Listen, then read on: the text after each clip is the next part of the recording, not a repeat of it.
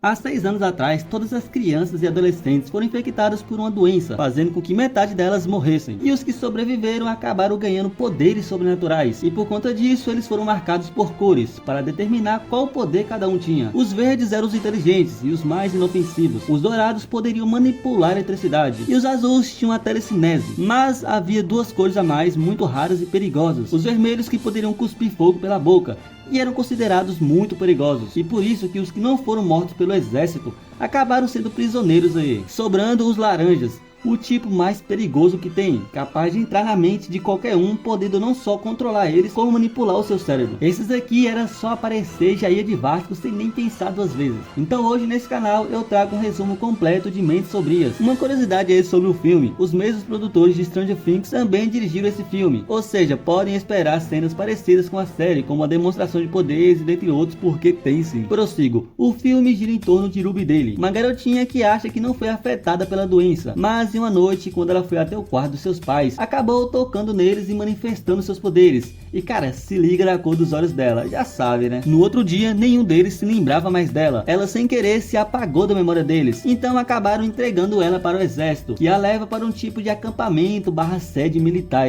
Ao chegar, um laranja se manifesta e sim, ele acaba sendo morto. Está fazendo? Laranja! Ele fez isso! Lá eles fazem um tipo de exame para descobrir qual poder as crianças e adolescentes têm. E o médico acaba descobrindo que a Ruby é uma laranja. Mas antes que ele possa fazer algo, ela usa seus poderes e faz ele mudar o exame dela de laranja para verde. E então durante 6 anos ela se passa por uma das inteligentes aí. E detalhe, não havia nenhum vermelho ou laranja entre eles, apenas ela de laranja. Depois de tanto tempo eles começam a suspeitar que haja algum laranja entre eles. E para descobrir, eles usam um ruído que só os adolescentes escutam. É meio que um tipo de arma contra os adolescentes, que emite um barulho que só eles são capazes de ouvir, saca? E após usarem, a Ruby, por ser uma laranja, acaba ouvindo a frequência mais alta, o que faz ela desmaiar. Ao acordar, uma médica examina ela e deixa um recado falando que descobriram que era uma laranja e vão matá-la se caso ela não fugir dali. E com a ajuda da doutora e claro dos seus poderes, não está se sentindo bem. Eu não me sinto bem. Vai deixar a gente passar.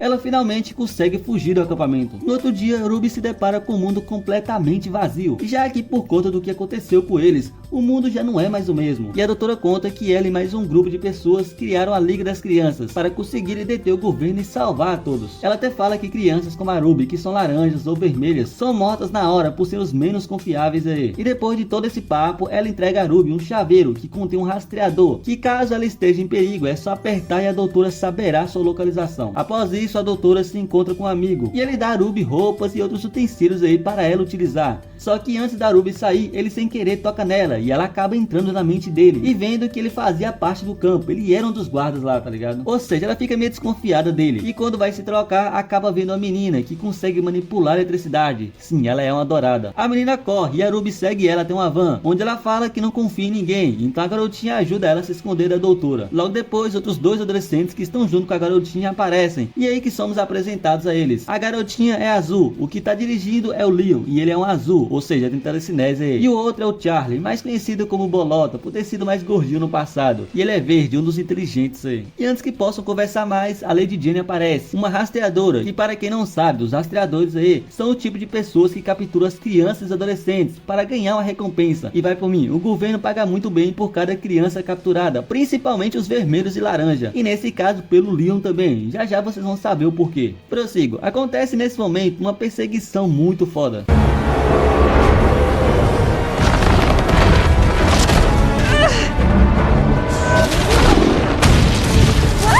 Já entenderam um pouco porque o Leon é um dos mais procurados. Ele é muito poderoso, mas não é só por conta disso não. Logo logo eu falo mais sobre isso aí. Ah, e detalhe, nenhum deles sabe que a Ruby é uma laranja. Ela disse a eles que é verde, para nenhum deles ficarem com medo dela. Após toda a perseguição, eles param para consertar a van. E a Ruby fala que vai para casa, só que o Leon não deixa ela sair, por conta dos caçadores de recompensa que vão achar ela rapidão aí. E então ele fala para ela sobre o lugar onde as crianças ficam, um local seguro para todos. E que tem um líder que dizem que ele é laranja aí. Ou seja, a Ruby se interessa, já que ela quer conversar com outro laranja para saber como funcionam seus poderes. Ao anoitecer, eles voltam para a estrada e a Ruby fala com eles sobre a doutora que a ajudou, mas o Leon não gosta da liga, por conta de que quando tudo começou, ele e seu irmão já foram da liga, mas eles ensinavam a usar seus poderes de forma errada, como por exemplo a como quebrar o braço de alguém, então o Leon acabou fugindo deles. Passando agora para o campo, o guardião interroga o médico responsável pelos exames de cores e acham que a culpa da Ruby ter ficado muito tempo lá é por conta dele, então ele coloca um dos vermelhos que eles aprisionam para matar o doutor. Já a turminha da van para em um hotel para dormirem, só que no meio da noite, Azul sem querer encosta o braço na mão da Ruby, e então ela é levada para a mente da Azul, onde vê o porquê o Leon é um dos mais procurados. O cara simplesmente salvou toda a galera do campo, ele foi responsável pela fuga das crianças, não tem jeito né velho, o cara é o Goat desse filme. Ao amanhecer, a Azul praticamente obriga a Ruby a usar um vestido vermelho, e então tivemos a pequena aproximação dela aí com o Leon, o cara é atacante demais. E aqui tivemos outra demonstração do poder da Ruby, os caçadores de recompensa aparecem, mas ela obriga eles a se mandarem sem nem mesmo triscar neles, o que deixa o Leon sem entender do que aconteceu aí. Logo depois eles vão a um shopping abandonado fazer compras, né? Só que o inesperado acontece, eles não estavam sozinhos. Um grupo de adolescentes com telecinese acaba flutuando a Ruby e o Leon. Só que antes que possam fazer algo a mais, a Azul aparece e ameaça a todos. E aí o grupo de Azuis vê que eles não são caçadores e deixa eles ficar lá por uma noite. Ao anoitecer, o Leon pergunta a eles o que eles sabem sobre o local onde ficam as crianças, mas eles não contam. E então a Ruby obriga eles a contar. E a única coisa que eles sabem é a palavra EDO. Após todos irem dormir, a Ruby vai conversar com o Bolota sobre, e ele fala que já tentou tudo sobre o que significa EDO, e depois de muita conversa eles descobrem que isso é um código que ao colocar no rádio,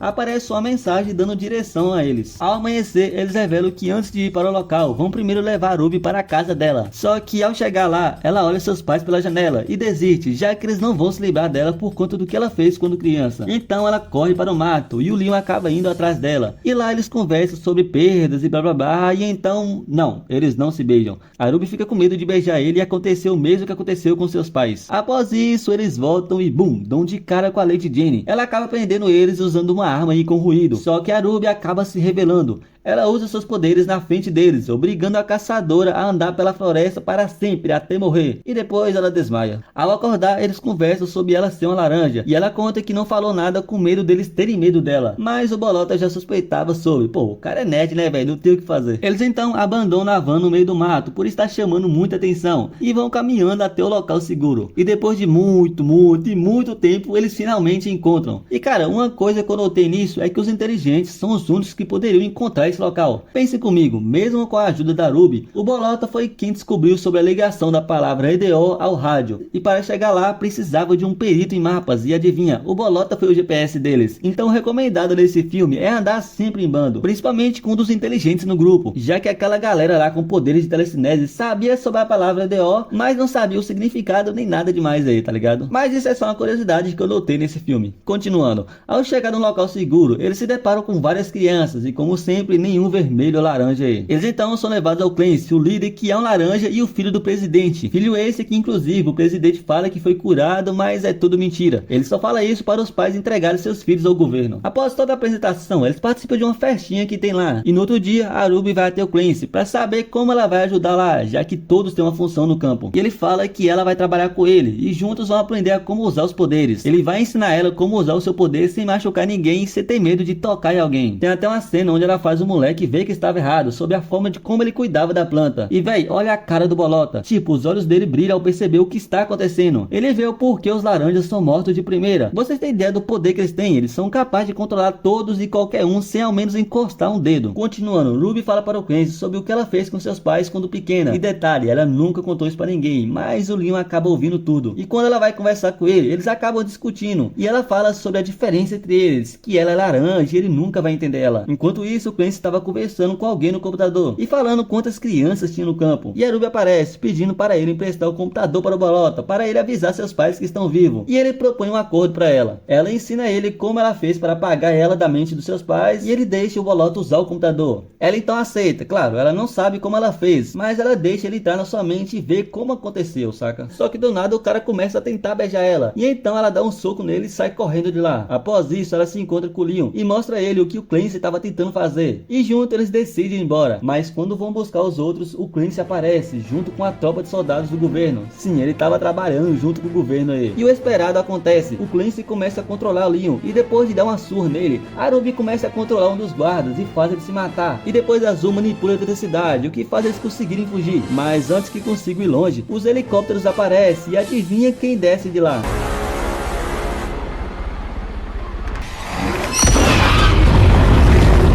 Sim, os vermelhos aparecem e cara, olha como eles são sinistros, cê é louco. E para quem se pergunta por que eles trabalham para o governo, simples, o Clancy controla todos eles e faz eles obedecer os guardas. Mas enfim, acontece uma batalha muito foda agora. A Ruby manda o Leon e os outros fugirem e começa a controlar os guardas para deter o Clancy. Mas óbvio, ele é muito mais experiente que ela e consegue dar a volta por cima. E antes que ele possa entrar na mente dela, a Ruby controla um dos pilotos do helicóptero e joga ele em cima do Clancy. E graças ao Bolota, ela é salva de se queimar no fogo, mas o coitado não. E aqui vimos que parte dos adolescentes são levados pelo governo e os outros conseguem escapar aí. E enquanto isso, o Bolota acaba desmaiando por conta das queimaduras e a Ruby decide chamar a Liga das Crianças para ajudar eles. Ao amanhecer, o Leon aparece e a Ruby conta pra ele que chamou a Liga e ele acaba decidindo ficar, mesmo não confiando muito. Eles então são levados para uma base da Liga e a doutora fala que o Bolota está no hospital e só vai sobreviver se continuar com eles. A Ruby acaba fazendo um acordo com ela. Eles soltam o Leon e ela ajudará eles na guerra contra o governo. Ela então vai até ele conversar e eles acabam se beijando, mas a Ruby se apaga da mente dele, já que ele não confia na Liga e a Liga quer que ele fique, por ser um dos mais poderosos dos azuis aí, saca? Ou seja, para evitar qualquer transtorno, a Ruby se apaga da mente dele e ele então decide ir embora. E agora ela vai liderar um exército de adolescentes contra o governo, e sim, só tem ela de laranja aí. E no final vimos que o Clancy ainda está vivo e liderando o exército de soldado. E esse é o final desse filme, ele termina em aberto para uma possível continuação, o que eu acredito que não vai acontecer. O filme teve um orçamento de 34 milhões e arrecadou apenas 41 milhões. Se pagou, claro, mas para muitos é considerado um fracasso aí. Por isso que não teve uma continuação, mas um dos maiores motivos é porque na época a empresa responsável pela criação do filme, no caso a Fox, foi comprada pela Disney e acredito que a Disney não quis dar continuidade ou não estava focando nesse filme, né? Mas a produtora do filme já disse que quer criar um novo filme, pois história para contar tem, né? Porque o filme é baseado em livros, então só falta a Disney querer isso. Mas então é isso, o filme pra mim é um dos melhores, eu gosto muito dos poderes e de como tudo começou, mesmo não abordando muito sobre, né? Mas eu curto bastante, se eu fosse dar uma nota pra esse filme, com certeza seria um 8. Mas é isso, rapaziada, se vocês gostaram, comente aqui ideias de outros filmes para eu resumir.